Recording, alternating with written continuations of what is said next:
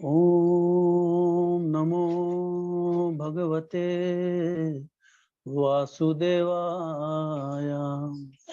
ओम नमो भगवते वासुदेवाय। ओम नमो भगवते वासुदेवाय।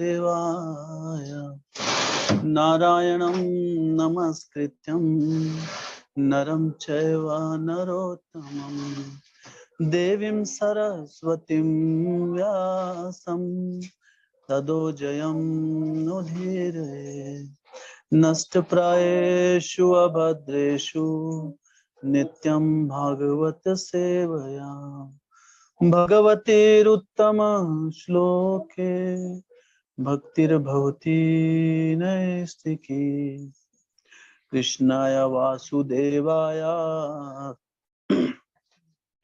देवकी नंदनाय च नंद गोप कुमाराय गोविंदाय नमो नमः। ओम ज्ञानतिमिरान्धस्य ज्ञानाञ्जनाशलाकया चक्षुरुन्मिलितं येन तस्मै श्रीगुरुवे नमः। श्रीचैतन्य मनोभीष्टं स्थापितं येन भूतले स्वयं रूपा कदा मह्यं ददाति स्वापदान्तिकं। वन्देऽहं श्रीगुरो श्रीयुतापदकमलं श्रीगुरोन् वैष्णवांश्च श्रीरूपं साग्रजातां सहगना रघुनाथान्वितं तं सजीवं साद्वैतं सावधूतं परिजना सहितं कृष्ण चैतन्य देवं श्री राधा कृष्ण पादान् सहगना ललिता श्री विशाखान्वितंश्च नमः। ओम विष्णुपादाय कृष्ण पृष्ठाय भूतले श्रीमते भक्ति वेदांत स्वामी निति नामिने नमस्ते सरस्वते देवे गौरवाणी प्रचारिणे निर्विशेष शून्यवादी पाश्चात्य देश तारिणे नमो महावदन्याय कृष्ण प्रेम प्रदायते कृष्णाय कृष्ण चैतन्य नामिने गौरतुसे नमः। हे कृष्णा करुणा सिंधु दीनबंधो जगतपते गोपेशा गोपिका कांता राधा कांत नमस्तुते। सत्यकांचन गौरांगी राधे वृंदावनेश्वरी वृषभानुसुते देवी प्रणमामि हरिप्रिये। वाञ्छाकल्पतरुभ्यश्च कृपा सिन्धुभ्य एव च पतितानां पावनेभ्यो वैष्णवेभ्यो नमो नमः। जय श्री कृष्ण चैतन्य प्रभु नित्यानंद श्री अद्वैत गदाधर शिवासादि गौर भक्तवृंद। हरे कृष्णा कृष्ण कृष्ण हरे हरे हरे राम राम राम हरे हरे। हरे कृष्णा कृष्ण कृष्ण हरे हरे हरे राम राम राम हरे हरे। हरे कृष्णा कृष्ण कृष्ण हरे हरे हरे राम राम राम हरे हरे। हरे कृष्णा। सभी भक्तों का स्वागत है आज की श्रीमद् भागवत कथा। तो श्रीमद् भागवत कथा में हम प्रथम स्कंद से चर्चा कर रहे हैं। प्रथम स्कंद अध्याय 13 और आज हम श्लोक संख्या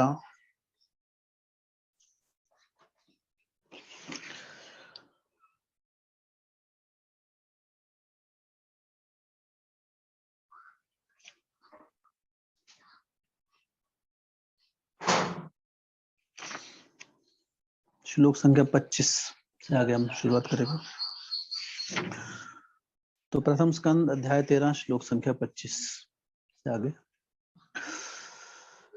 तस्यापि तव देहोऽयं कृपणस्य जिजीविषो परत्यनिश्चतो जीर्णो जर्या वाससी इव।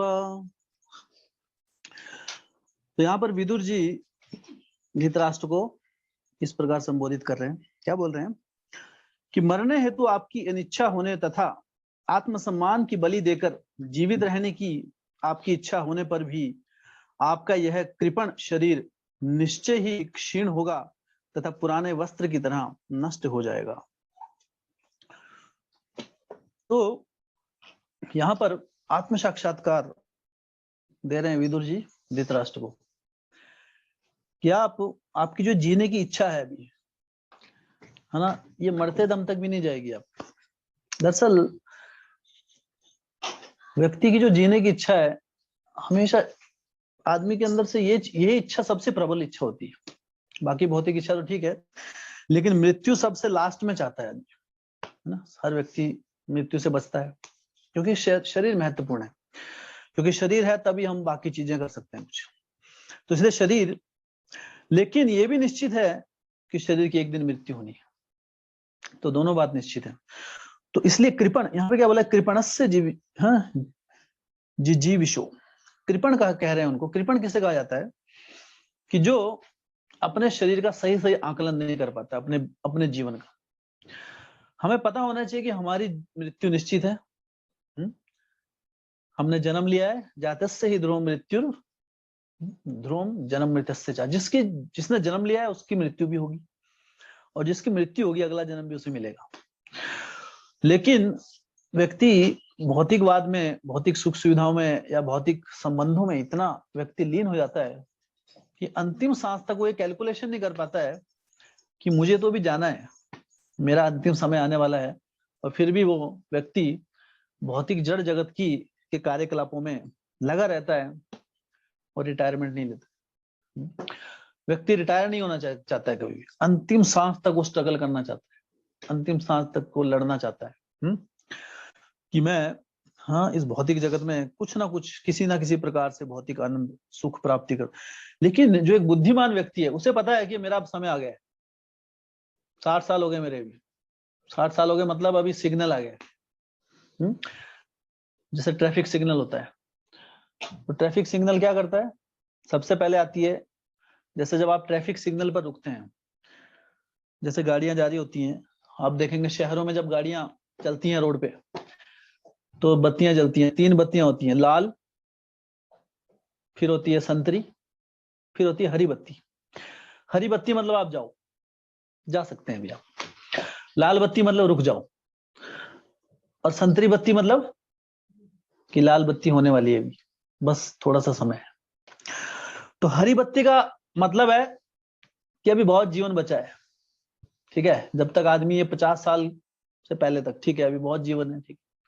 लेकिन जब 50 साल क्रॉस हो गए ना, तो समझो अभी संतरी बत्ती जल गई है, और संतरी बत्ती के बाद लाल बत्ती जलती है, हरी नहीं जलेगी उसके बाद, ठीक है। तो मतलब मृत्यु अभी बहुत नजदीक है। तो बत्ती जलनी शुरू आती है, टिम टिम करनी, कि अब आपका समय आ चुका है, सिग्नल आ चुका है ना। शरीर जीर्ण हो गया है, उठते बैठते घुटनों में दर्द होती है ना, दांत आधे झड़ गए हैं, है ना, या जो है वो नकली लगाए हुए हैं, पेट में पाचन तंत्र खराब हो गया है ना, दिखना कम हो गया है, सुनाई देना कम हो गया है, जीभ में टेस्ट बदल गया है ना, मीठी चीज खाते हो तो खट्टा लगता है, खट्टा कड़वा लगता है, तो सब उल्टा पुल्टा हो गया शरीर के साथ। तो अभी सिग्नल आ गया, समझो अभी सिग्नल है कि अब ये ज्यादा देर तक नहीं टिकने वाला शरीर। जैसे जब होता है ना कि अब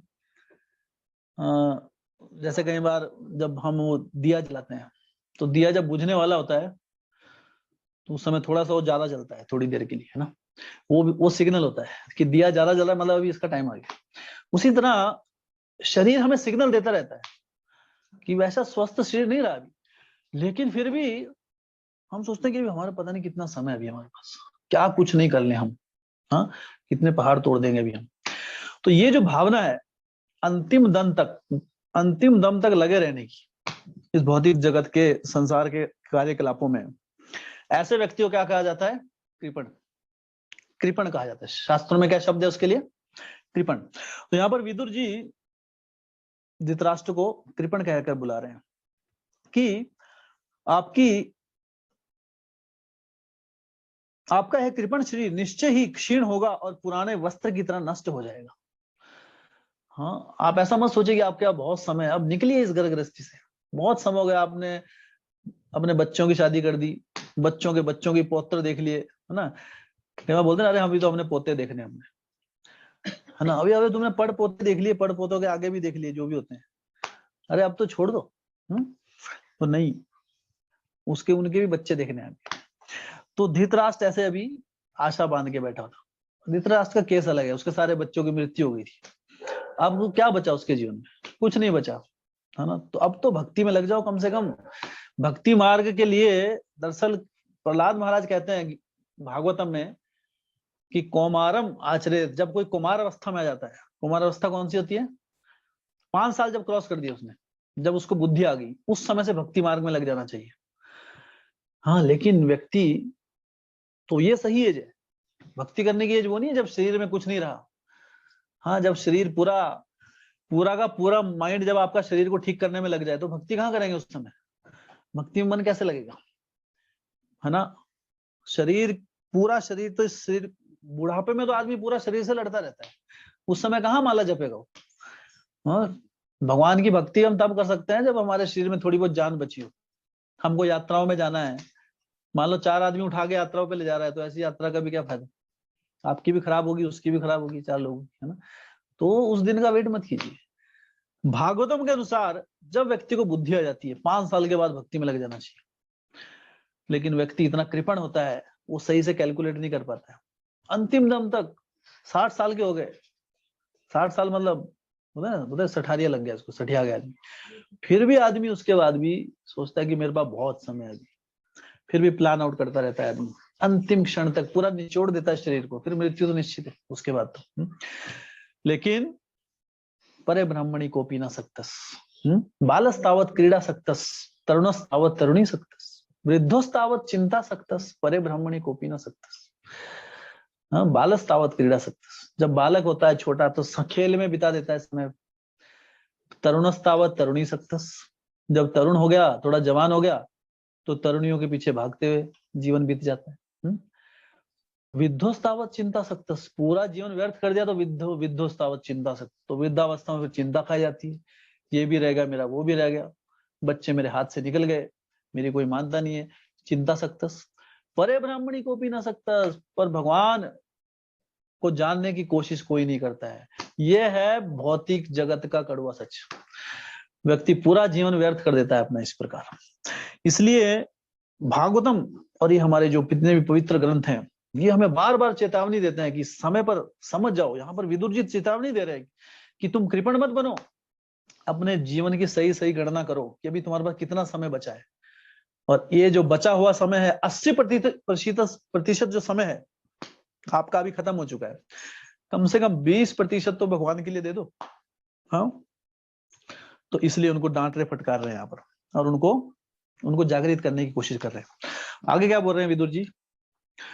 गत्सवार्तीर्थमिम देहम विरक्तो मुक्त बंधना, अभिज्ञात गतिर जाहयात सवै धीर उदाहृता।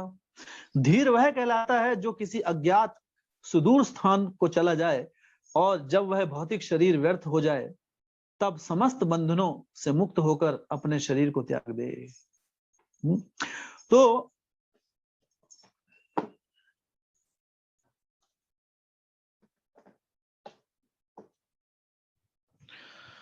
यहां पर क्या बता रही है भागवतम कि धीर वह कहलाता है, धीर व्यक्ति की, धीर एक शब्द गया है शास्त्रों में, जैसे गीता में भगवान कहते हैं कि ये जो सर्दी गर्मी बरसात ये सारे जो मौसम हैं ये आते जाते रहते हैं, इससे घबराकर अपनी परिस्थितियां बदलने पर हाँ हमें अपने लक्ष्य से नहीं चूकना चाहिए कभी भी।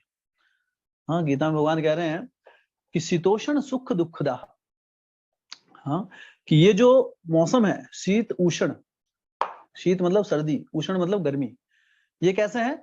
शीतीषण, उसी तरह सुख दुख भी वैसे ही है, जैसे गर्मी सर्दी के मौसम आते रहते हैं उसी तरह सुख और दुख भी जीवन में आते रहते हैं। हाँ, शीतोषण सुख दुख दहा आगमा अपायनो अनित्य, ये कैसे हैं? आते हैं और चले जाते हैं, अनित्य हैं, ये परमानेंट नहीं।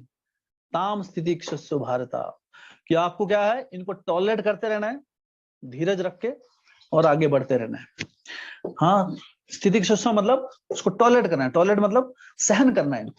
ऐसा नहीं कि बहुत गर्मी होगी, बहुत सर्दी होगी तो हम अपने कर्तव्यों को, ऐसा होता है कभी गर्मी ज्यादा होगी तो हमने नौकरी पे जाना छोड़ दिया, नहीं होता है ना ऐसा। अरे बहुत गर्मी थी, अगले दिन पूछेंगे आपको अपनी जॉब पे, हाँ भाई क्यों नहीं आए कल? जी गर्मी थी। अच्छा, फिर अगले दिन नहीं आए? जी आज सर्दी थी। अच्छा आज क्या हुआ? जी बरसात होगी। तो कुछ ना कुछ तो होता रहेगा ना कभी। इन चीजों को लेके हम अपने जीवन के जो बहुमूल्य कार्य हैं उसको तो नहीं रोकते ना। लेकिन जब भक्ति की बात आती है तब क्या आदमी देखता है, जी बस थोड़ी परिस्थितियां बदल जाए मेरी, बस थोड़ा ये काम अटका हुआ है एक, ये निकल जाए थोड़ा सा काम, ये निकल गया बस, जहां मेरे बेटे की शादी हो गई उसके बाद तो जी मैं फ्री मंदिर में बैठना, उसके बाद तो है ना बस जी मंदिर में बैठेंगे दिन रात। अरे पूरे जीवन मंदिर में नहीं आए कभी, 60 साल के बाद एकदम से कहां से वो भावना आ जाएगी एकदम मंदिर में बैठने की? ये भावना, कृष्ण भावना एकदम से नहीं जागती है, ना किसी के जबरदस्ती जगाने से। जब तक आपकी स्वेच्छा नहीं डालेंगे, भौतिक जगत के बंधनों से, इस आसक्ति से बाहर नहीं निकलेंगे, तब तक कृष्ण भावना हृदय में नहीं जागृत होगी अपने आप की। एक दिन अरे जैसे 60 साल होंगे तो दिमाग की घंटी बजेगी मेरी, और 60 साल के अगले क्षण ही मैं शुद्ध भक्त हो जाऊंगा। ऐसा हुआ है किसी के आज तक? ऐसा नहीं होता है। हाँ, आपको सेक्रीफाइस, समर्पण करना पड़ेगा। भक्ति मार्ग में आगे बढ़ना इतना आसान नहीं है। हाँ, शो बोतल दी, बाहर से बाह्य रूप से हम भक्त बन सकते हैं, लेकिन अंतरंग अगर अपने चेतना को शुद्ध करना है, हाँ इसलिए भागवतम कहती है, मतिर्न कृष्णे परतः स्वतो वा मिथो विपद्ये गृह वृतानाम अदांत गोबिर विशताम तमिश्रम पुनः पुनश्चर्वित चर्वणानाम।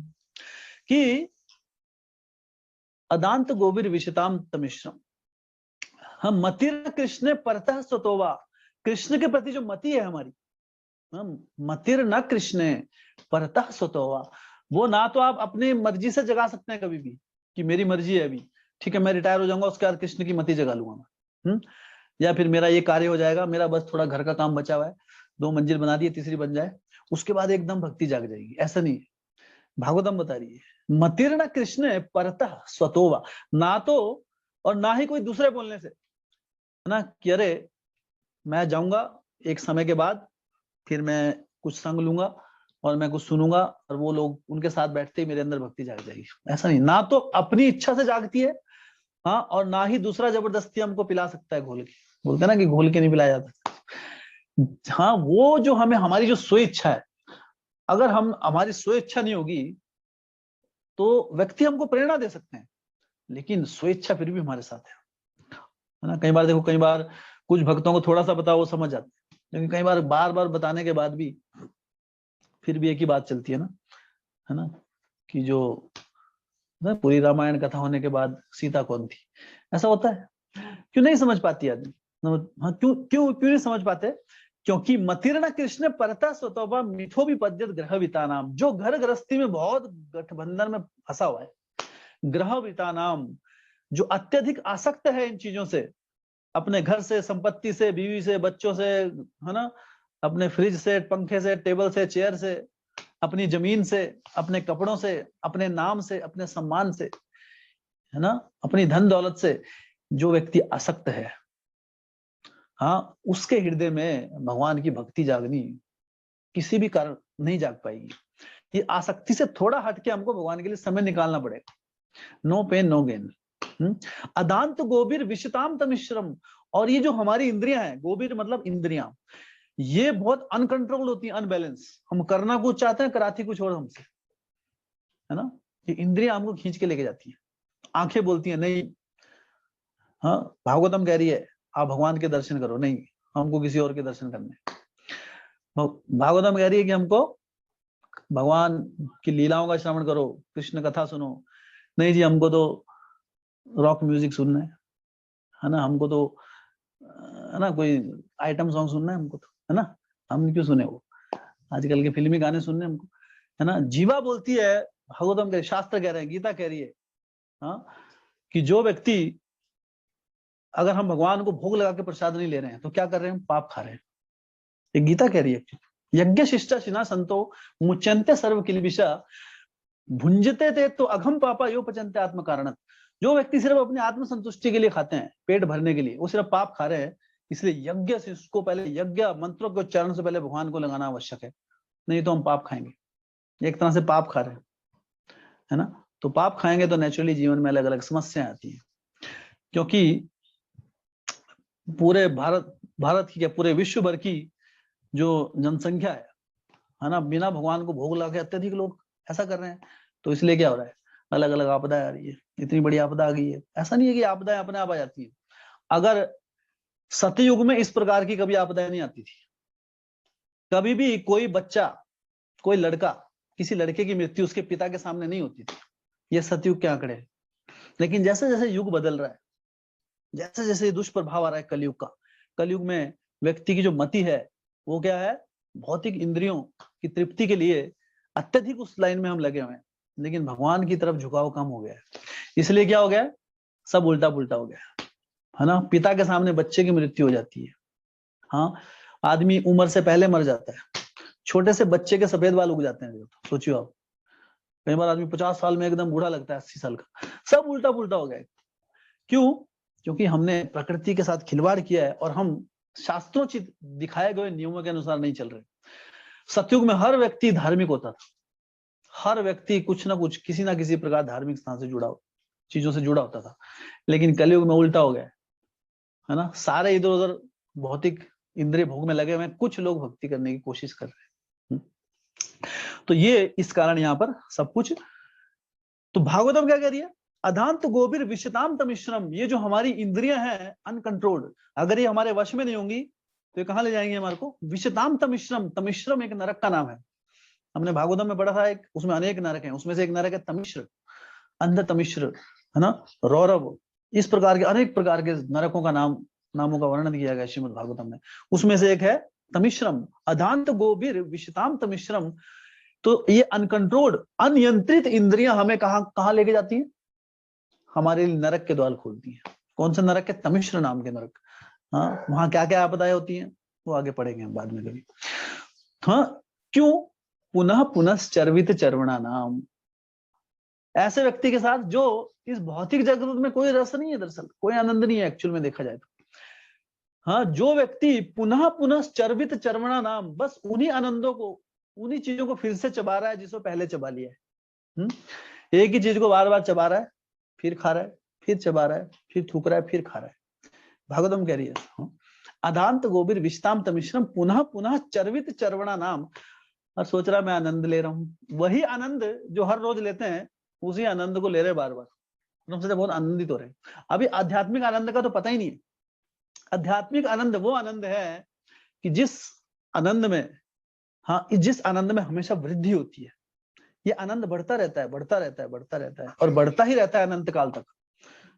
लेकिन भौतिक जगत का आनंद कैसा है, इसकी शुरुआत होती है, ये एक समय तक कुछ क्षण के लिए रहता है, उसके बाद ये जीरो हो जाता है, खत्म। और फिर हम सोचते हैं, फिर बाद में फ्रस्ट्रेट होता है आदमी कि अरे इसमें कोई लाभ नहीं है। लेकिन फिर माया जाल में आके, तमोगुण और रजोगुण के प्रभाव में आकर फिर आदमी इन आनंदों को लेने की फिर से इच्छा करता है, फिर इसकी शुरुआत होती है और ये सब करने में व्यक्ति अपना जीवन बिता देता है। लेकिन बुद्धिमान व्यक्ति कौन है, ये ही संस्पर्श चाप होगा दुख योनो एवते आद्यंतवंत कौनते अन्नते शुरम ते बुधा। कि जो बुधा है, गीता कह रही है, जो बुद्धिमान व्यक्ति है इंद्रिय भोग से आने वाले आनंद की तरफ नहीं जाता है ज्यादा। एक समय के बाद वो समझ जाता है कि ये आनंद जो है ये मेरे बंधन का सबसे बड़ा कारण है, ये मुझे अध्यात्म की तरफ कभी जाने ही नहीं देंगे। हाँ, जब ब्रह्मा जी ने सृष्टि बनाई भगवान की के मार्गदर्शन में, तो ब्रह्मा जी बड़े दुखी थे। हाँ, तो भगवान ने उनसे पूछा कि आप इतने दुखी क्यों हैं। तो उन्होंने कहा कि मैं इसलिए दुखी हूं क्योंकि मैं जो ये बनाने जा रहा हूँ भौतिक जगत, मुझे पता है कि यहाँ पे लोग दुखी रहने वाले हैं। हाँ, मैं ऐसी जगह का निर्माण कर रहा हूँ जहां लोग हमेशा बंधन में, एक ऐसी जेल का निर्माण कर रहा हूं जिस जेल में बाउंड्री नहीं है, दीवार नहीं है, लेकिन इस जेल से कोई बाहर जाना नहीं चाहेगा। ऐसी जेल बना रहा हूं मैं, है ना। और जेल में क्या होता है, सुखी नहीं होता है आदमी, दुखी होता है। और इस प्रकार व्यक्ति जन्म जन्मांतर तक दुखी रहेगा। हाँ, तो ऐसा मुझे कार्य मिला इसलिए मैं दुखी हूं। तो इसलिए हमें, हमारा जो दृष्टिकोण है अपनी बुद्धि से नहीं देखना चाहिए हमें, इन चर्म चक्षुओं से हम कुछ नहीं देख सकते, हमें शास्त्र चक्षु से देखना चाहिए। अरे जो सृष्टि जिन्होंने बनाई है ना, जो आचार्य हैं उन्हें पता है कि यहाँ पे क्या, ये जो जगत है ये सेटल होने के लिए नहीं है, दरअसल ये बाहर निकलने के लिए। इसलिए बाइबल में एक कहावत है कि this world is like a bridge, हाँ, just cross over it, don't try to make house on it. ये ब्रिज के समान है, ये एक पुल के समान है ये जगत। इस पुल को जल्दी से जल्दी पार करो, इसके ऊपर घर बनाने की कोशिश मत करो। अगर पुल के ऊपर घर बनाएंगे तो कब टूट जाए कोई पता नहीं। इसलिए पुल के ऊपर कोई घर देखा है? कोई देखा आपने पुल के ऊपर घर बना रहा हो? पहले पुल बनाएगा उसके ऊपर, पुल के ऊपर कोई घर नहीं बनाता है। इस भौतिक जगत को पुल के समान बताया गया, तो इस पुल को जल्दी पार करना है, इसके ऊपर घर गृहस्थी नहीं बसाने की सोचनी है। तो बस जितना इस भौतिक जगत में रहने के लिए जो कुछ चाहिए, रोटी कपड़ा मकान, उतनी कोशिश कीजिए। बाकी समय हमें पूरा मनुष्य जीवन का लक्ष्य प्राप्त करने के लिए, जो हमारी भागवत गीता बता रही है, उसे प्राप्त करने के लिए हमें अपना समय लगाना चाहिए। ना कि जीवन भर इस पुल के ऊपर है ना अपने घर को देखकर खुश होते रहो कि मैं सब कुछ, हाँ, धनम जन्म, हाँ, सुंदरी, इसके पीछे रहो सिर्फ। भक्तों की क्या प्रार्थना होती है? न धनम न जन्म न सुंदरीम कविताम वा जगदीश कामये मम जन्मनि जन्मनीश्वरे भवतात भक्ति रहे तु की तोई। एक भक्त सिर्फ यही प्रार्थना करता है भगवान से कि प्रभु मुझे आपकी अहेतु की भक्ति में लगाएं, बिना किसी हेतु की भक्ति। हाँ, जो हेतु से की जाए वो भी भक्ति नहीं होती है। हाँ, कि माता रानी 101 रुपए देंगे, मेरा ये कर दो, है ना, थोड़ा सा लगन मिला दो किसी के साथ, कुंडली नहीं मिल रही मेरी, तो आप बिजनेस कर रहे हैं भगवान के साथ, 101 रुपए की रिश्वत दे रहे हैं। या मैं ये करूंगा आपके लिए, ये रखूंगा, मैं तुम्हारे दर पे आऊंगा अगर मेरा ये कर दोगे। ये क्या है? व्यवसायिक बुद्धि। व्यवसायिक बुद्धि को भक्ति में नहीं लगाना है। भगवान के साथ हमारा प्रेम का संबंध स्थापित तब तक नहीं होगा जब तक भक्ति अहेतुकी नहीं होगी। हेतु के साथ किया गया आदान प्रदान भक्ति नहीं कहलाता, उसे भुक्ति कहते हैं। इसलिए श्रीमद् भागवतम इस प्रकार की चेतना को शुरू में ही खंडन करती है इस बात का। धर्म प्रोजितो कैतवत्र, जो इस प्रकार की धर्म क्रियाएं होती हैं, जो आदान कुछ लेके कुछ देने वाली, कि मैं आपके लिए करूंगा आप मेरे लिए करो, इस प्रकार की प्रवृत्ति को श्रीमद् भागवतम प्रथम स्कंद के पहले अध्याय के पहले 1-2 श्लोकों के अंदर शुरुआत में ही खंडन कर देती है कि अगर आप श्रीमद् भागवतम पढ़ने जा रहे हो, श्रीमद् भागवतम अमलम पुराणम, यहाँ पर आपको शुद्ध भक्ति के अलावा और कुछ नहीं मिलेगा। अगर आपको बिजनेस करना है तो फिर कहीं और जाओ। तो श्रीमद् भागवतम पूर्ण रूप से अमलम पुराणम, और श्रीमद् भागवतम को जब तक जीवन में कोई अपने नहीं अपनाएगा तब तक वो पूर्ण रूप से कभी संतुष्ट भी नहीं होगा। क्यों संतुष्ट नहीं होगा? श्रीमद् भागवतम सारे शास्त्रों का रचयिता भी प्रसन्न नहीं था। श्रीमद् भागवतम का रचयिता कौन है? श्रील व्यासदेव। सारे शास्त्र उन्होंने लिखे। पहले, सबसे पहले दरअसल भगवान ने ब्रह्मा जी को ज्ञान दिया। ब्रह्मा जी ने उस एक वेद, पहले वेद एक था दरअसल, फिर उन्होंने 4 भागों में बांटा उसे, चतुर्वेद किया। फिर वेदों से अलग अलग प्रकार को, वेदों को समझाने के लिए अलग अलग प्रकार के पुराण बनाए गए, उपनिषद बनाए गए। सारे कुछ लिखने के बाद बद्रिक आश्रम में व्यास देव जी असंतुष्ट बैठे थे। इतना कुछ करने के बाद सोचिए, इतना जगत कल्याण किया उन्होंने, लेकिन पूरा के पूरे जो उन्होंने अभी तक लिखा था वो कर्म कांड था। इस प्रकार का आदान प्रदान था कि एक हाथ से दो एक हाथ से लो। जैसे दुकानदार क्या बोले, आप पैसे लो सामान दो, तो उसमें इसे कहते हैं कर्म कांड। तो फिर नारद मुनि जी वहां पे आते हैं। ऑलरेडी हम पढ़ चुके हैं प्रथम स्कंद के पहले अध्याय में। तो नारद मुनि जी पूछते हैं उनसे, तो पता कि मैंने इतना कार्य किया, इतना जगत कल्याण, इतने सारे शास्त्रों का ज्ञान है मुझे, सब कुछ पता है मुझे। इस जगत में कोई व्यक्ति नहीं है जिसको सारे शास्त्रों का ज्ञान हो। इतने शास्त्र हैं हमारे गहराई में। लेकिन ब्रह्मा जी, हाँ, जो ये तो रचयिता है, व्यास देव जी तो रचयिता है, इन्होंने लिखे हैं सारे, लेकिन वो खुद असंतुष्ट थे। फिर नारद मुनि जी जो उनके गुरु हैं, उन्होंने उन्हें बताया, फिर उन्होंने थोड़ा डांटा फटकारा उन्होंने, कि भौतिक जगत के लोग पहले ही इंद्रिय भोग के लिए तत्पर हैं, आतुर हैं, और आपने शास्त्रों की स्टैंप भी लगा दी उसमें। आपने कहा कर सकते हैं आप भोग, है ना, ये करो, तो अलग अलग देवी देवताओं के प्रति प्रावधान आपने बता दिए, लेकिन स्पष्ट रूप से आपने नहीं बताया कि हृदय को संपूर्ण संतुष्टि कब मिलेगी, जीवन का लक्ष्य प्राप्त कब होगा। आपने भगवान श्री कृष्ण की लीलाओं का स्पष्ट रूप से अभी तक वर्णन नहीं किया है। उसके बाद श्रीमद् भागवत पुराण की रचना हुई और फिर उन्होंने आज्ञा दी कि आप श्रीमद् भागवतम की रचना करो। भगवान श्री कृष्ण की जो लीलाएं हैं उनको और उनसे संबंधित उनके जो भक्त हैं, यहाँ पर सारे भक्तों की लीलाएं हो रही है कि भगवान भक्ति होती कैसी है, भक्तों के माध्यम से हम समझ सकते हैं। ये आप समझाओ इसमें, तब आप संतुष्ट होंगे। हाँ, ये है अंतिम 18वां पुराण श्रीमद् भागवत पुराण। इससे पहले सारे पुराणों की रचना हो चुकी थी। हाँ, जितने भी ब्रह्मांड पुराण, मार्कंडेय पुराण, शिव महापुराण, ये सब की रचना हो चुकी थी उससे पहले। इन पुराणों की रचना करने के बाद रचयिता संतुष्ट नहीं था तो हम कैसे संतुष्ट हो जाएंगे। एक बुद्धिजीवी को समझना चाहिए थोड़ा। जिसने बनाए, हम कोई भी पुराण पढ़ेंगे हमको भी पूरा ज्ञान नहीं होता है, तो जिसने वो लिखा है उसको तो पूरा ज्ञान है ना उसके बारे में। वो खुद संतुष्ट नहीं है और उनके गुरु भी उनको बोल रहे हैं कि आपने भौतिकवादी लोगों को और भौतिकवादी बनने की प्रेरणा दे दी, इसलिए आपने शुद्ध भक्ति के नजरिए से कोई अभी तक ग्रंथ नहीं लिखा है। श्रीमद् भागवतम की रचना करो, भगवान श्री कृष्ण की लीलाओं का स्पष्ट रूप से बताओ कि कौन भगवान है, कैसे भक्ति होती है, क्या भगवान का एड्रेस है, क्या भगवान जाने का रास्ता है। स्पष्ट रूप से बताओ, घुमा फिरा के मत बताओ। शास्त्रों में आपने घुमा फिरा के बहुत कुछ बता दिया, लेकिन कोई इतना ज्ञानी नहीं है कलयुग में जो शास्त्रों को समझ जाए। हाँ, पहली बात तो संस्कृत का ज्ञाता नहीं है कोई। हाँ, इतना विद्वान कोई नहीं है कि जिसको बड़ा, इसलिए स्पष्ट रूप से बताओ, घुमा फिरा के मत बताओ। हाँ, जैसे गीता में भगवान पहले बहुत चीजें घुमा फिरा के बोलते हैं। भगवान बोलते हैं कर्म कांड करो, ज्ञान कांड करो, है ना, अष्टांग योग भी बताया। लास्ट में बोला ये सब तो मैंने बता दिया, अंत में क्या बोलते हैं भगवान, भक्ति योग बता रहे हैं कि भक्ति सर्वश्रेष्ठ है, सर्वधर्मान परित्यज्य माम एकम शरण। जो अभी तक बताया ना भूल जाओ उसको।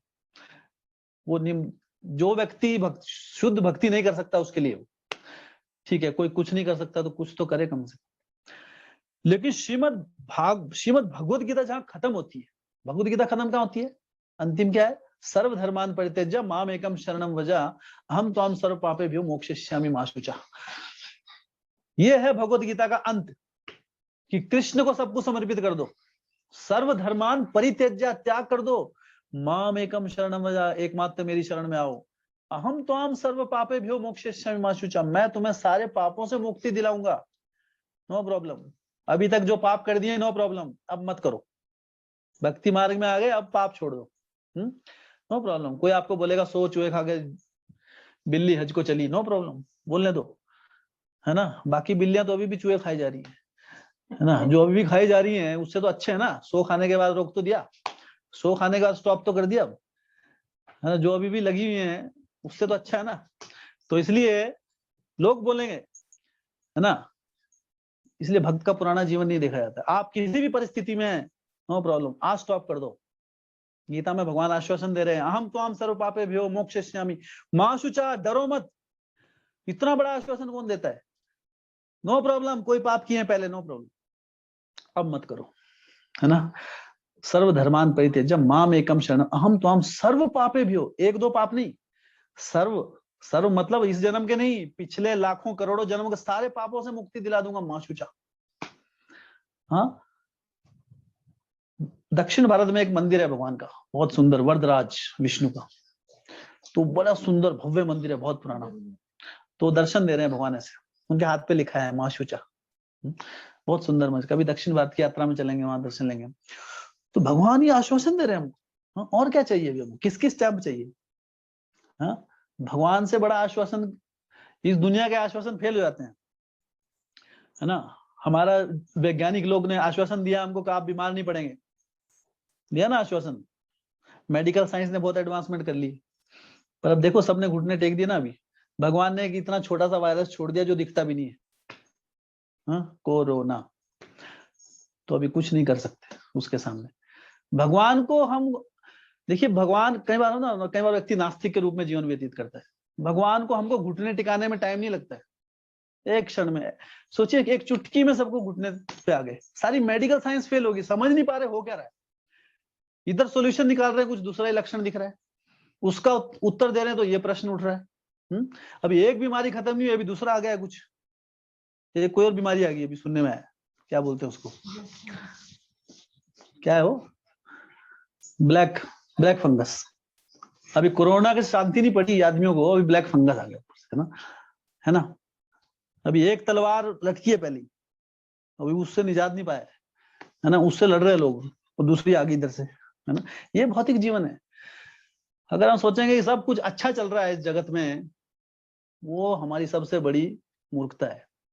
इस भौतिक जगत में ये सोचो कि यहाँ पे कभी अच्छा टिक नहीं हो सकता। हमारा ये जगह जो है, दुखाल्यम अशाश्वतम, गीता ने स्टैंप लगा दी है, ये दुखाल्यम है। यहाँ दुख आने आने, चाहे थोड़ी देर के लिए आपको खुशी फील हो, लेकिन दुख यहाँ पे 100% 100% आने ही आने।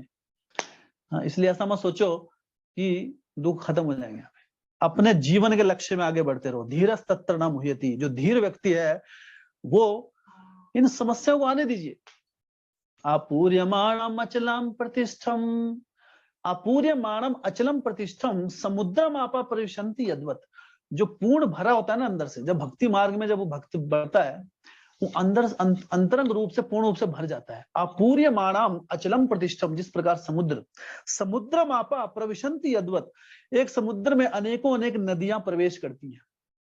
कई कई नदियां, बड़ी बड़ी नदियां समुद्र में जाती हैं, है ना, लेकिन कभी भी समुद्र विचलित नहीं होता है।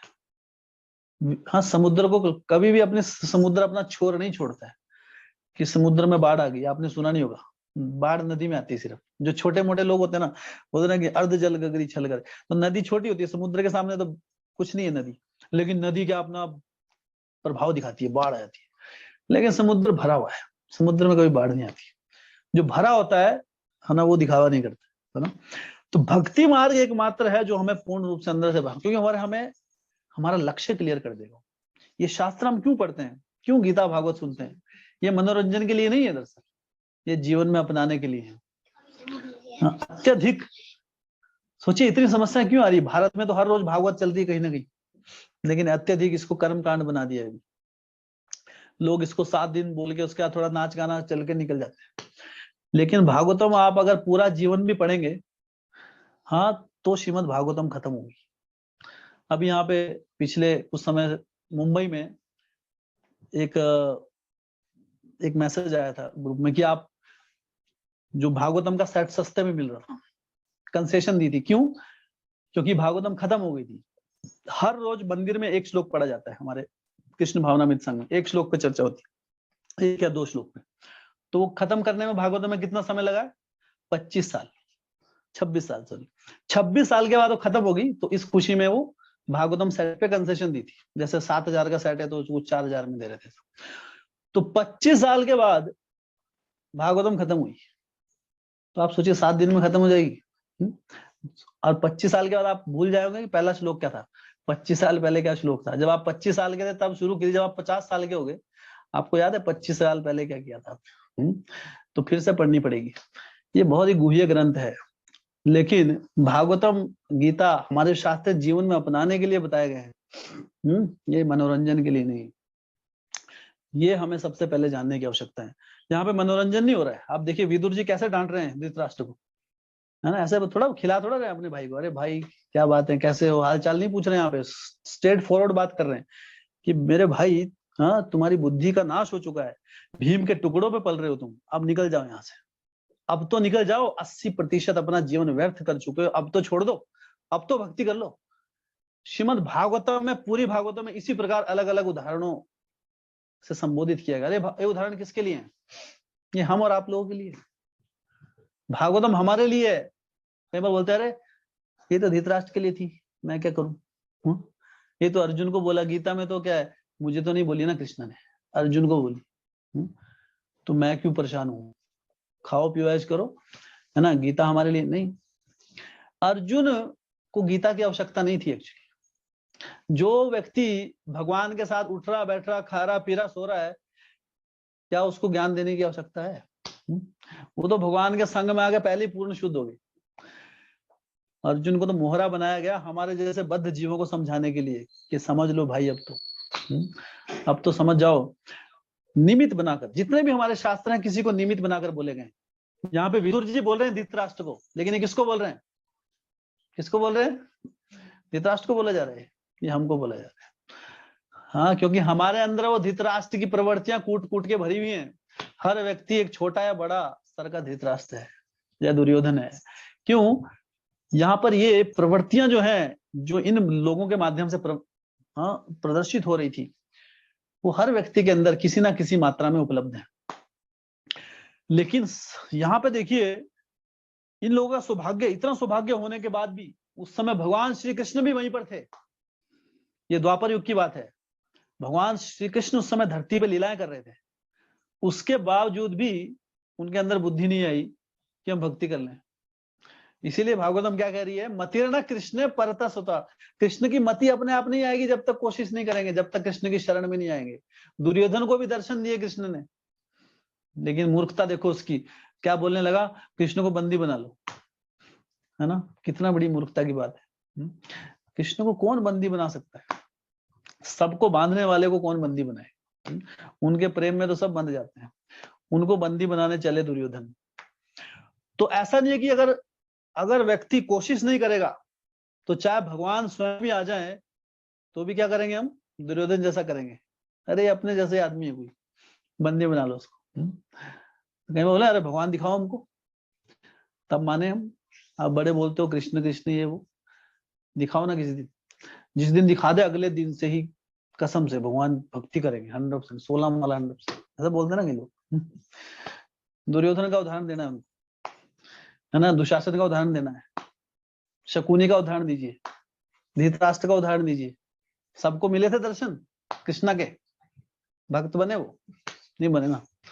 तो ऐसा मत सोचिए भगवान आगे तो भी भक्त बन जाएंगे हम। हाँ, ये पवित्र जो ग्रंथ है ये भगवान से अभिन्न है।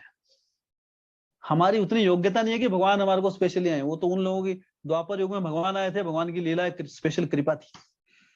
हाँ, तो पहले हमें अपनी योग्यता देखनी चाहिए कि भगवान हमारे ऊपर टाइम वेस्ट करने के लिए क्यों आएंगे। भगवान अपने गोलोक वृंदावन में लीलाएं कर रहे हैं। लक्ष्मी हस्त शत संभ्रम सेव्य मानम गोविंदम आदि पुरुषम तम हम बजामी। लाखों लाखों करोड़ों लक्ष्मियां भगवान की सेवा में लगी हैं, तत्पर निरंतर हर क्षण। वो छोड़ के इस गंदगी में क्यों आएंगे जहां ऑलरेडी अभी कोरोना वायरस चल रहा है? क्यों आएंगे भगवान यहाँ पे? अपने गोलोक में रहेंगे ना, वायरस फ्री। यहाँ पे क्यों आना है उनको? मतलब, लेकिन उन्होंने अपने पवित्र ग्रंथ दे रखे हैं हमारे।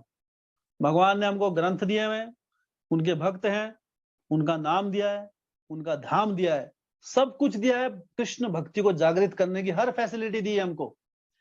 लेकिन उसके बाद भी अगर हम बोलेंगे कृष्ण दिखाओ, हाँ कृष्ण को देख सकते हैं हम, लेकिन कुछ तो अपनाना पड़ेगा ना जीवन में। अगर कोई बोले कि अरे, अगर मान लो कोई व्यक्ति, जैसे माता पिता बोलते हैं कि अरे बेटा पढ़ाई कर लो, है ना, कुछ बन जाओगे, कुछ नौकरी कर लोगे आप, चलो एक एग्जाम आया निकला है अभी क्लरिकल का, भर लो, है ना। तो अगर बच्चा बोले कि नहीं पहले मैं क्लर्क की पोस्ट पे बैठूंगा उसके बाद टेस्ट दूंगा, तो ऐसा संभव है? पहले तो क्लरिकल टेस्ट क्लियर करना पड़ेगा तब गद्दी पे बैठेंगे ना। तो इस तरह लोग मूर्खता वक्त ऐसा बोलते हैं, पहले भगवान दिखाओ फिर भक्ति शुरू करेंगे। अरे पहले भक्ति, कृष्ण को देखने की योग्यता तो लाओ अपने अंदर, भगवान दिखेंगे। ऐसा नहीं है भगवान कोई मनगढ़ंत चीजें हैं, लेकिन अपने आप को शुद्ध तो करो। भगवान कौन है? उनके नाम से दूसरा शुद्ध हो जाता है, इतने शुद्ध हैं वो। हाँ, पूर्ण शुद्धम अपाप विद्धम, उनको कोई पाप नहीं छू सकता। ओम अपवित्रो पवित्रा वा सर्वावस्थम गतोपि वा यह स्मरेत पुंडरीकाक्षाम स बाह्य अभ्यंतर शुचि। उनके स्मरण मात्र से बाह्य और अंतरंग रूप से कोई भी शुद्ध हो जाता है। ऐसे शुद्ध व्यक्ति, तो वो इतने शुद्ध है, उसके लिए हमको भी थोड़ी बहुत शुद्धता चाहिए। अब ये हृदय काम क्रोध लोभ मोह से भरा हुआ है, अलग अलग प्रकार की वासनाएं, अलग प्रकार क्रोध है लोभ है। जब तक ये चीजें बनी रहेंगी, उन पूर्ण शुद्ध भगवान से मिलने के लिए हमारी योग्यता नहीं है। इसलिए उन्होंने अपना नाम दिया है, अपना धाम दिया है, पवित्र ग्रंथ दिए हैं। भगवान के नाम का जब हम नियमित रूप से उच्चारण करते हैं, कीर्तन करते हैं भक्तों के संग में, तो धीरे धीरे हृदय का मैल उतरने लगता है। फिर समझ में आने लगता है कि अरे हाँ, ये भक्ति मार्ग सही है। नहीं तो तब तक भक्ति मार्ग मन घड़ंत लगेगा कि अरे ये नर्स, ये बस तिलक लगा के घूमते रहते हैं, सिर मुंडवा लिया, पागल लोग हैं, कुछ काम धंधा नहीं, ये विचार आएगा। लेकिन जब भगवान का नाम जपना शुरू करेंगे तब समझ में आएगा कि अरे ये ठीक है ना, सही था आदमी, तो मैं तो गलत समझ गया उसको। लेकिन तब तक नहीं समझ में आएगी बात। तो इसलिए एक कदम तो उठाना पड़ेगा भक्ति मार्ग। और भगवान ने अपना नाम दिया है हमें। ये भगवान का नाम इतना चमत्कारी है।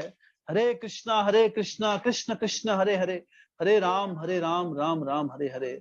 एकमात्र भगवान श्री कृष्ण के नाम से हाँ कलयुग में हम वो प्राप्त कर सकते हैं जो पहले युगों में 60-60 हजार तपस्या के बावजूद भी दुर्लभ था।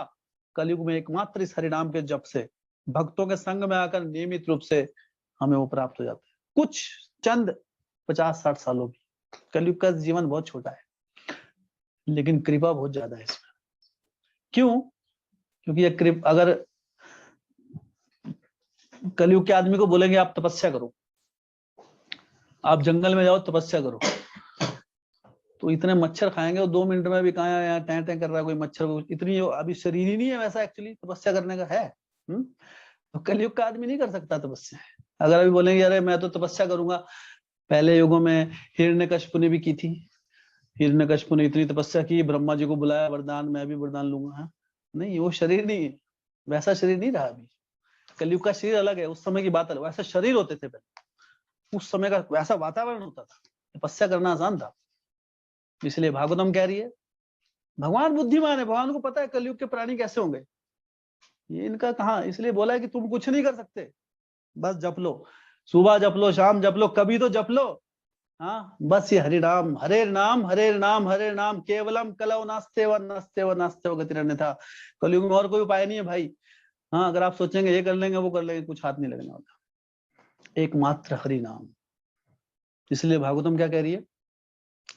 हाँ, कृते यध्यायतो विष्णु त्रेतायाम यजतो मखै द्वापरे परिचर्या नाम कलो तदहरि कीर्तनाद। कि सतयुग में क्या होता था? कृते यध्यायतो विष्णु, उस समय ध्यान लगाते थे व्यक्ति कहीं कहीं हजारों साल तक, क्योंकि उस समय उम्र इतनी ज्यादा होती थी व्यक्ति की। कृते यध्यायतो विष्णु, भगवान का ध्यान लगाया जाता। द्वाप, उसके बाद कौन सा आया? त्रेतायाम यजतो मखई, त्रेता युग में यज्ञ होते थे।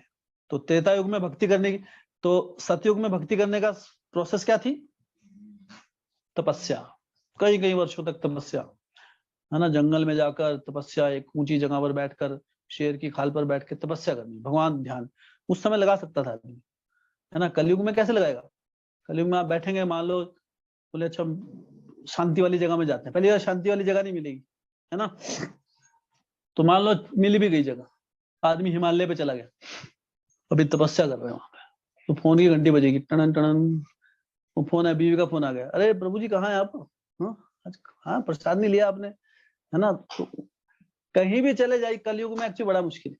कलयुग में गैजेट्स जो आ गए ना, इन्होंने ज्यादा वो कर दिया। पहले लोग शांत थे बहुत, जब तक ये मोबाइल नहीं था ना, बड़े खुश थे।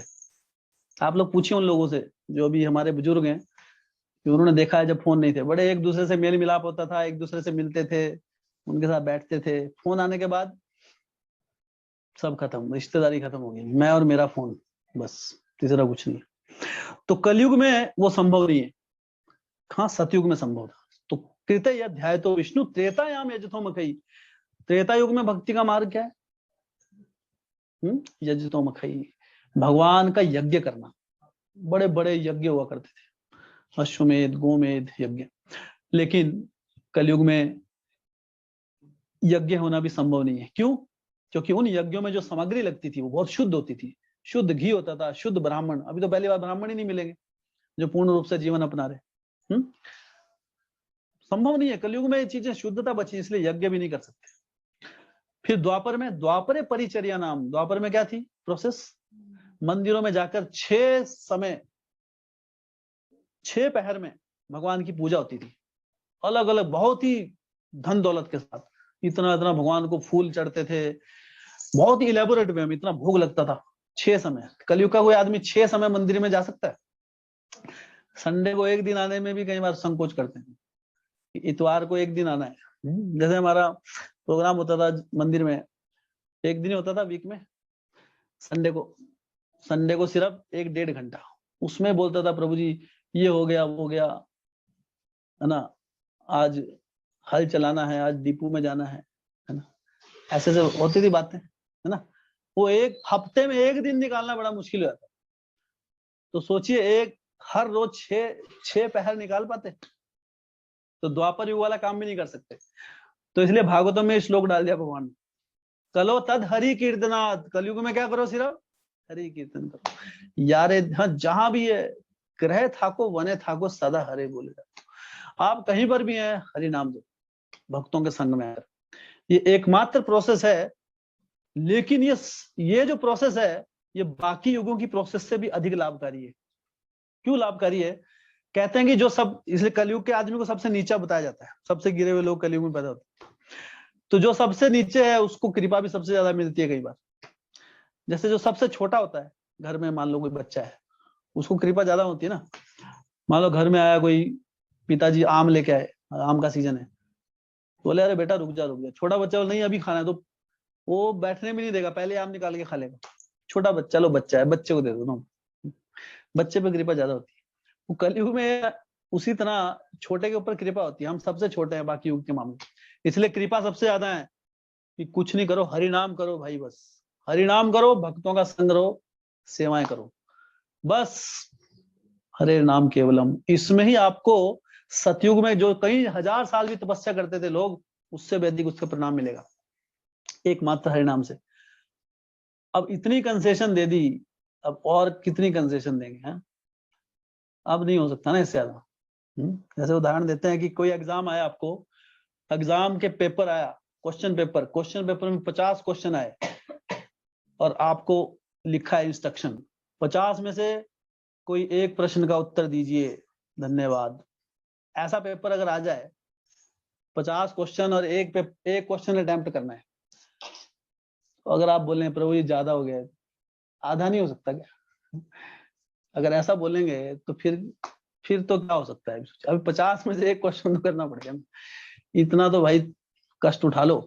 उसी तरह अभी कुछ नहीं है, हरि नाम क्या है, सबके पास जीभ है ना, बचपन से जीभ लेके घूम रहे हैं, लेकिन सदुपयोग नहीं कर रहे अभी तक।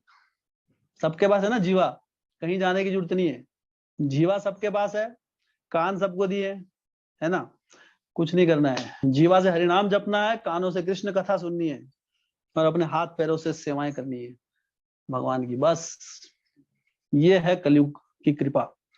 कहते हैं स्वर्ग लोक के वासी भी कलयुग में आने के लिए लाइन में खड़े हैं कि कब हम, काश हम भी कलयुग में जाकर सिर्फ 50-60 साल में ही इस हरिनाम आंदोलन में भाग लेकर अपना जीवन शुद्ध कर पाते, क्योंकि ये मौका वहां भी नहीं है, क्योंकि वहां पर भी भक्ति करना आसान नहीं है, वहां सुविधा ज्यादा है। आप भक्ति कर रहे हैं मान लो, और आपको इतनी बहुत अच्छी अच्छी सुगंधें आ रही हैं चारों तरफ से, आप चैंटिंग करने बैठे हैं, उधर अप्सराएं घूम रही हैं चारों तरफ, छन छन छन छन करते हुए, आपका जप लगेगा, जप में मन लगेगा उस समय? हाँ, या इधर नृत्य चल रहा है ना, अलग अलग प्रकार की सुविधाएं है वहां पे, थोड़े कष्ट भी होने चाहिए, है ना। और पाताल लोक में नीचे नीचे के जो लोग हैं, वहां पे क्या है, वहां इतने कष्ट हैं कि आप भक्ति तक नहीं कर पाएंगे, इतने कष्ट हैं वहां पे, दुखी दुख है। और स्वर्ग लोक में सुखी सुख, तो ना तो ज्यादा सुख में भक्ति कर सकता है आदमी, ना ज्यादा दुख में। पृथ्वी लोक पे बैलेंस है, कभी खुशी कभी गम, तो यहाँ पे भक्ति करना बड़ा आसान है। इसलिए स्वर्ग लोक, अब ऐसा नहीं कष्ट हर जगह है, स्वर्ग लोक में भी कष्ट है। तो इंद्र चंद्र वायु ये सारे देवता देखते रहते हैं, अरे क्योंकि उनकी उम्र बहुत ज्यादा होती है, हमारे 6 महीने उनका एक दिन होता है, ये उनकी कैलकुलेशन, हमारे 6 महीने में उनका एक ही दिन होता है उतने समय में, वो इतनी लंबी उम्र होती है उनकी। तो जैसे हम जीते हैं 80 साल, है ना, उस हिसाब से वो जिएंगे कम से कम 8-10 हजार साल मान लो। वो देखते हैं, अरे ये आदमी अभी, और स्वर्ग लोक में आदमी देखता रहता है, जो देवी देवता उनका शक्तियां होती है, वो देखते हैं ये भक्त अभी तो वैकुंठ से नीचे गिरा था, कलयुग में गिरा, और ये सिर्फ 50 साल में भक्ति करके वापिस जा रहा है, और हम यहीं कहीं पे रह गए। ये है कलयुग का वरदान, इस हरि नाम का वरदान, इतने कम समय में। तो जो किसी भी समय में आए, चाहे कोई जल्दी आ गया लेट आ गया, नो प्रॉब्लम, तत्क्षण हरि नाम में लग जाइए, हाँ, और सीरियसली लग जाइए। ऐसा नहीं हरि नाम सब कुछ है, लेकिन हरि नाम सीरियसली जपना पड़ेगा उसको, भक्तों के संग में आके। ऐसा नहीं टीवी चल रहा है और हरिनाम भी चल रहा है ना। कई बार भक्तों को हैबिट पड़ जाती है, प्रभु जी 16 माला का तो पता ही नहीं लगता आजकल, ऐसे जप लेते हैं हम। अच्छा कैसे जपते हैं? रोज बार टीवी देखते रहते हैं, टीवी चलता रहता है, माला चलती रहती है, पता ही नहीं लगता कब हो गया। नहीं, वैसा जप करेंगे तो फिर कहीं लाखों जन्म और लेने पड़ेंगे। हरिनाम में आप होने चाहिए, आपका मन चिंतन होना चाहिए, हरिनाम को सुनना है, श्रवण करना है, तब शुद्धिकरण होगा। या किसी से गप्पे मारते हुए माला पकड़ी और निकल गए अपने टूर पे, चलो बस स्टैंड घूम के आते हैं, बस स्टैंड के चक्कर अपने दोस्तों से मिल रहे हैं, हरिनाम भी चल रहा है ना। या दूसरे हाथ में मोबाइल है, दूसरे हाथ में, एक हाथ में मोबाइल है और चैंटिंग जप माला से एक उंगली तो बाहर निकली होती है, वो उंगली घुमाए जा रहे हैं, व्हाट्सएप भी चल रहा है, हरे कृष्णा कृष्णा कृष्णा हरे हरे, हरे राम, अरे कोई नहीं आ रहा हूँ, हरे बोल, हरे कृष्णा हरे राम राम हरे हरे, अरे क्या स्टेटस है, अरे लाइक हरे कृष्ण। तो ये नहीं होना चाहिए। अगर ये चलेगा तो फिर करोड़ों जन्म लग जाएंगे, इतना आसानी से नहीं होगा। तो वो हरि नाम से उंगली बाहर निकाल इसलिए नहीं दे रखी है कि आप व्हाट्सएप करो, ठीक है। नॉर्मली प्रभुपाद जी, कोई भक्त बता रहा था कि अगर प्रभुपाद जी को पता होता है कि ये कलयुग में स्मार्टफोन आने वाले हैं, तो प्रभुपाद जी उस चैंटिंग बैग की उंगली को बंद कर देते, भाई अंदर ही करो आप, ठीक है। लेकिन क्यों पता है अभी इतना दुरुपयोग होने वाला है इस उंगली का, है ना। तो इसको सदुपयोग कीजिए, इसलिए दिए क्योंकि ये इसको अशुद्ध माना जाता है उंगली को, इससे हम दूसरी को दिखाते हैं ऐसे, अरे तू ऐसा है वैसा है, इसलिए इस उंगली को छूते नहीं है माला में, इसलिए बाहर निकालते हैं, इसलिए नहीं कि आप इसका दूसरा उपयोग करो कुछ।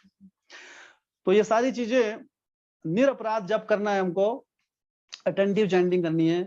फिर देखिए चमत्कार, देखिए इस हरिनाम का, आपका जीवन 180 डिग्री परिवर्तन आ जाएगा ना। आप पूरब की जगह व्यक्ति पूरब में जा रहा है तो पश्चिम में दिशा आपकी मोड़ देगा वो। चाहे जीवन में कितनी भी बुराइयां हो, कमियां हो, no problem, just stop it today. हाँ, भगवान कह रहे हैं नो प्रॉब्लम, सर्व धर्म अहम तो हम सर्व पापे भी हो, मैं तुमको मुक्ति दिलाऊंगा। हाँ, हम नहीं दिला सकते मुक्ति किसी को, लेकिन जब भगवान कह रहे हैं हाँ वो दिला सकते हैं, उनके पास वो अथॉरिटी है। तो इनमें श्रद्धा रखिए और श्रद्धा के साथ आगे बढ़िए, फिर कोई समस्या नहीं है। धन्यवाद सभी भक्तों का श्रवण करने के लिए। किसी भक्त का कोई प्रश्न है? ओके, तो बहुत बहुत धन्यवाद। ग्रंथराज श्रीमद् भागवतम की जय, शील प्रभुपाद की जय।